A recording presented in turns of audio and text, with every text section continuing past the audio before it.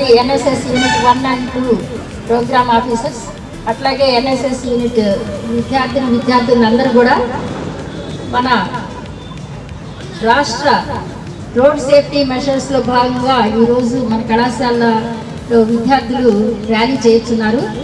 ఆ ర్యాలీలో వాళ్ళు ప్లకార్డ్స్ పట్టుకొని రోడ్డులో మనం వెళ్ళేటప్పుడు రోడ్డు చూసుకుంటా వెళ్ళటం, అట్లాగే రోడ్డు క్రాస్ చేసేటప్పుడు వెనకాల ఏమైనా వెహికల్స్ వస్తున్నాయా లేకపోతే ముందు నుంచి ఏమన్నా వస్తున్నాయా అని మనం నడిచేటప్పుడు కానీ అలాగే వాహనం నడిపేటప్పుడు కూడా చూసుకోవాలి.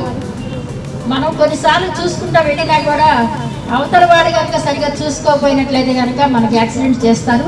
కాబట్టి అవతల చూస్తున్నారా లేదా అనేది అలా పక్కన పెడితే మనకై మనం జాగ్రత్తగా ఉన్నట్లయితే కనుక అవతల అంటే ప్రతి వాళ్ళు మనం అవతల వ్యక్తిని అవుతాము, యువతల వ్యక్తి మనమే అవుతాం. కాబట్టి ప్రతి వాళ్ళు కూడా రోడ్డు మీద నడిచేటప్పుడు మైండ్ కాన్షియస్ తోటి ఇది జాగ్రత్తగా నడవాలనేటటువంటి విషయాన్ని గ్రహించుకొని నడిచినట్లయితే కనుక మనం ఈ యొక్క రోడ్డు ప్రమాదాలు అనేవి తగ్గించడం జరుగుతుంది.